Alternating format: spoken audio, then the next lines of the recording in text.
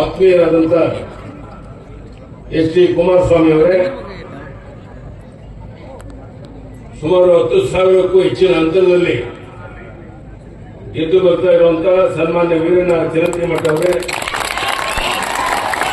ಮಲ್ಲೇಶ್ ಬಾಬು ಅವರೇ, P.H. ಪೂಜಾರ್ ಅವರೇ, ಜನಾರ್ದನ್ ರೆಡ್ಡಿ ಅವರೇ, ಶಾಂತನ್ ಗೌಡ್ರೆ, ನಾರಾಯಣ ಸಾಹೇಬ್ ಬಾಡ್ಗೆ ಅವರೇ, ಬಂಡೆಪ್ಪ ಕಾಶಂಪುರ್ ಅವರೇ, ಮಾನ್ಯ ನೇಕಾರ ಮುಖಂಡರಾದಂತಹ ಎಂ.ಡಿ. ಲಕ್ಷ್ಮೀನಾರಾಯಣ ಅವರೇ, ಸಿದ್ದು ಸೌದಿ ಅವರೇ, ಮಹಂತೇಶ್ ಕೌಟ್ಕಿಮಠ ಅವರೇ, ಸಿ.ಕೆ. ರಾಮಮೂರ್ತಿ ಅವರೇ, ಉಳಿದೆಲ್ಲ ಮುಖಂಡರೇ, ಒಂದು ವೇಳೆ ಸಮಯ ಆಗಿದೆ.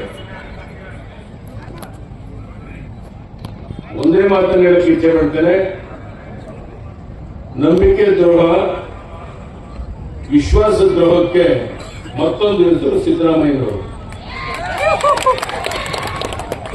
ನಾನು ಕೇಳ್ತೇನೆ ಸಿದ್ದರಾಮಯ್ಯನವ್ರನ್ನ, ಈಗಾಗಲೇ ಎಚ್.ಡಿ. ಕುಮಾರಸ್ವಾಮಿ ಅವರು ಹೇಳಿದ್ದಾರೆ, ನೀವು ಜನರಿಗೆ ಕೊಟ್ಟಂತ, ನೇಕಾರರಿಗೆ ಕೊಟ್ಟಂತ, ಈ ಭಾಗದ ಜನರಿಗೆ ಕೊಟ್ಟಂತ ಕೆಲಸವನ್ನು ಮಾಡಿದ್ರೆ ಇವತ್ತು 4-5 ದಿವಸ ಇಲ್ಲಿ ಮನೆ ಮನೆಗೆ ತಿರುಗುವಂತ ಪ್ರಸಂಗ ಬರ್ತಾ ಇರಲಿಲ್ಲ. ನೀವೇನ್ ನಂಬಿಕೆ ದ್ರೋಹ ಮಾಡಿದ್ರಿ, ವಿಶ್ವಾಸ ದ್ರೋಹ ಮಾಡಿದ್ರಿ, ಕೊಟ್ಟ ಭರವಸೆ ಈಡೇರಿಸಲಿಲ್ಲ. ಇದರ ಪರಿಣಾಮ ನೀವು ಇಲ್ಲೇ 3-4 ದಿವಸ ಉಳಿದ್ರು ಸಹ ನಮ್ಮ ವೀರಣ್ಣ ಚಿರಂತಿಮಠ ಅವರು 10,000ಕ್ಕೂ ಹೆಚ್ಚಿನ ಗೆದ್ದು ಬರ್ತಾರೆ. ಸಿದ್ದರಾಮಯ್ಯ ಈ ಬಗ್ಗೆ ನೀವು ಯಾವುದೇ ಸಂಶಯ ಇಟ್ಕೋಬೇಡಿ ಅನ್ನೋ ಮಾತನ್ನು ಹೇಳಕ್ಕೆ ಇಚ್ಛೆ ಪಡ್ತೇನೆ. ನಿಮಗೆ ಗೊತ್ತಿದೆ, ನಾವು ನಮ್ಮ ರೈತರ ಕಿಸಾನ್ ಸನ್ಮಾನ್ ಯೋಜನೆಗೆ ಕೇಂದ್ರ ಸರ್ಕಾರ 6,000 ಕೊಟ್ಟರೆ ನಾವು ನಮ್ಮ ಸರ್ಕಾರದ 4,000 ಕೊಡ್ತಾ ಇದ್ದೋ. ನೆನಪಿದೆ ತಾನೆ? ಅದನ್ನ ಕಿತ್ಕೊಂಡ್ರಿ. 4,000 ಕೊಡೋದನ್ನ ಕಿತ್ಕೊಂಡಾಯ್ತು. ನಮ್ಮ ಹೆಣ್ಣು ಮಕ್ಕಳು ನೆಮ್ಮದಿಯಿಂದ ಗೌರವದಿಂದ ಬದುಕಬೇಕು ಅಂತ ಭಾಗ್ಯಲಕ್ಷ್ಮಿ ಯೋಜನೆ ಜಾರಿಗೆ ತಂದಿದೆ, ಅದನ್ನು ನಿಲ್ಲಿಸಬೇಕು. ಹೆಣ್ಣು ಮಕ್ಕಳಿಗೆ ಉಚಿತವಾಗಿ ಬೈಸಿಕಲ್ ಕೊಡ್ತಾ ಇದ್ದವು, ಅದನ್ನು ನಿಲ್ಲಿಸಿದ್ರಿ. ಎಲ್ಲ ಅಭಿವೃದ್ಧಿ ಕಾರ್ಯಗಳನ್ನು ನಿಲ್ಲಿಸಿ ಒಂದು ರೀತಿ ತೊಗಲ ದರ್ಬಾರ್ ನಡೆಸ್ತಾ ಇರುವಂತ ಈ ರಾಜ್ಯದ ಮುಖ್ಯಮಂತ್ರಿಗೆ ಇಲ್ಲಿ ಮಾತ್ರ ಅಲ್ಲ, ಸಿದ್ದರಾಮಯ್ಯನವರೇ, ದಾವಣಗೆರೆಗೂ ನಿಮ್ಮನ್ನ ಮನೆ ಕಳಿಸ್ತಾರೆ ನಿಶ್ಚಯ ಆಗಿದೆ. ದಾವಣಗೆರೆಗೂ ಮನೆಗೆ ಹೋಗ್ತೀರಾ, ಬಾಗಲಕೋಟೆಯಲ್ಲಿ ಮನೆಗೆ ಹೋಗಾಗಿದೆ. ಈ ರೀತಿ ಒಂದು ವಾತಾವರಣ ಇರುವಂತಹ ಈ ಸಂದರ್ಭದಲ್ಲಿ ಇಷ್ಟು ಹೊತ್ತು ಸಮಯ ಆದರೂ ಸಹ ಇಷ್ಟು ದೊಡ್ಡ ಸಂಖ್ಯೆಯಲ್ಲಿ ತಾವು ಸೇರಿದ್ದೀರಾ. ವೀರಣ್ಣ ಚಿರಂತಿಮಠರವರು ಶಿಕ್ಷಣ ಸಂಸ್ಥೆಯನ್ನು ಕಟ್ಟಿ ಈ ಭಾಗದ ಜನರಿಗೆ ಅನುಕೂಲತೆಯನ್ನು ಮಾಡಿಕೊಡ್ತಾ ಇದ್ದಾರೆ ಅನ್ನೋದನ್ನ ಪ್ರತ್ಯಕ್ಷ ನೋಡ್ತಿರುವಂತಹ ನಿಮಗೆ ನಾನು ಹೇಳುವಂತ ಅಗತ್ಯ ಇಲ್ಲ. ನಾನು ನಿಮ್ಮಲ್ಲಿ ಒಂದೇ ಒಂದು ಕೈ ಜೋಡಿಸಿ ಪ್ರಾರ್ಥನೆ ಮಾಡುವಂತದ್ದು, ಈ ಸರ್ಕಾರ ಜನರಿಗೆ ನಂಬಿಕೆ ದ್ರೋಹ, ವಿಶ್ವಾಸ ದ್ರೋಹ ಮಾಡಿದೆ. ಯಡಿಯೂರಪ್ಪನವರೇ, ಇನ್ನು 2-3 ದಿವಸ ನಾವು ಸಹ ಮನೆ ಮನೆಗೆ ಹೋಗಿ 10 ವೋಟ್ ಹೆಚ್ಚಿಕೊಡಿಸಿ ನಮ್ಮ ವೀರಣ್ಣ ಚಿರಂತಿಮಠ ಅವ್ರನ್ನ 10,000ಕ್ಕೂ ಹೆಚ್ಚಿನ ನಂತರ ಗೆಲ್ಲಿಸ್ತೇವೆ. ನಾವೆಲ್ಲ ಕೈ ಎತ್ತಿ ನೋಡೋಣ ಸರ್. ಆ ಕೆಲಸ ನೀವು ಮಾಡಬೇಕು ಅಂತ ಕೇಳಿದ್ರೆ ನಾನು ಇಲ್ಲಿ ಬಂದಿದ್ದೇನೆ.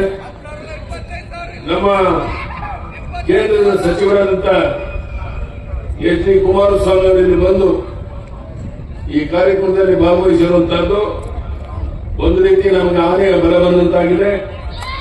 ಅವರ ಒಂದು ಆತ್ಮೀಯತೆ, ವಿಶ್ವಾಸದಿಂದ ಇಲ್ಲಿಗೆ ಬಂದಿದ್ದಾರೆ. ನಾವೆಲ್ಲರೂ ಒಟ್ಟಾಗಿ ಒಂದಾಗಿ ಚುನಾವಣೆಯನ್ನು ಎದುರಿಸ ಕಾಂಗ್ರೆಸ್ ಪಕ್ಷ ನೆಲಸಮಾಗುವುದು ನಿಶ್ಚಿತ. ಈ ರೀತಿಯ ಒಂದು ವಾತಾವರಣ ರಾಜ್ಯದಲ್ಲಿ ಇರೋದ್ರಿಂದ ಇದನ್ನ ಸದುಪಯೋಗವನ್ನ ನಾವೆಲ್ಲ ಸೇರಿ ಮಾಡಿಕೊಳ್ಬೇಕು ಅಂತ ಹೇಳ್ತಾ, ಮತ್ತೊಮ್ಮೆ ಸಮಯದ ಅಭಾವ, ಹೆಚ್ಚು ಸಮಯ ಮಾತನಾಡುವ ಅಗತ್ಯ ಇಲ್ಲ.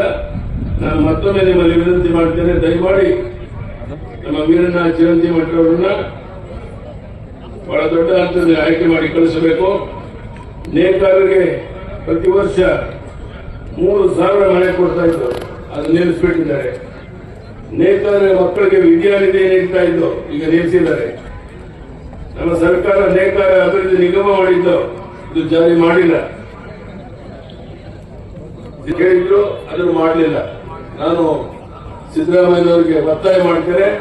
ನೀವೇನು ಮತ್ತೊಂದೆರಡು ದಿನ ಬರೋರಿದ್ದೀರಾ, ಇದೆಲ್ಲ ನನ್ನ ಪ್ರಶ್ನೆಗೆ ಉತ್ತರವನ್ನು ಕೊಟ್ಟು ನೀವು ಹೋಗ್ಬೇಕು. ಆಗ ಮಾತ್ರ ನಿಮ್ಮ ಮಾತಿಗೆ ಒಂದು ಬೆಲೆ ಇರುತ್ತೆ. ಇಲ್ಲದಿದ್ದರೆ ಒಂದು ಕವಡೆ ಕಾಸಿನ ಕಿಮ್ಮತ್ತು ಇರೋದಿಲ್ಲ.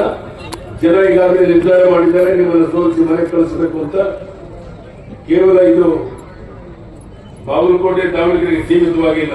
ಈ ಚುನಾವಣೆಯ ಫಲಿತಾಂಶ ರಾಜ್ಯದ ಒಂದು ದಿಕ್ಕನ್ನೇ ಬದಲಾಯಿಸುತ್ತಿದೆ ಅನ್ನೋದನ್ನ ತಾವೆಲ್ಲ ಗಮನಿಸಿದೆ ನಾನು ಭಾವಿಸಿದ್ದೇನೆ. ಅದಕ್ಕಾಗಿ ಮತ್ತೊಮ್ಮೆ ವಿನಂತಿ ಮಾಡ್ತೇನೆ, ದಯಮಾಡಿ ತಾವೆಲ್ಲ ಇನ್ನೆರಡು ದಿವಸ 3 ದಿನ ಮನೆ ಮನೆಗೆ ಹೋಗಿ ಮತದಾರನ ಭೇಟಿ ಮಾಡಿ ದೊಡ್ಡ ಅಂತರದಲ್ಲಿ ನಮ್ಮ ವೀರಣ್ಣ ಚಿರಂಜಿ ಮಠನ ಕೆಲಸದ ಮೂಲಕ ಈ ತೊಗಲಕ್ ದರ್ಬಾರ್ ನಡೆಸ್ತಾ ಇರುವಂತಹ ಸಿದ್ದರಾಮಯ್ಯನವರಿಗೆ ಪಾಠವನ್ನು ಕಲಿಸಬೇಕು ಅಂತ ಮತ್ತೊಮ್ಮೆ ವಿನಂತಿ ಮಾಡಿ ತಮ್ಮೆಲ್ಲರಿಗೂ ವಂದಿಸಿ ನನ್ನ ಮಾತನ್ನು ಮುಗಿಸ್ತೇನೆ.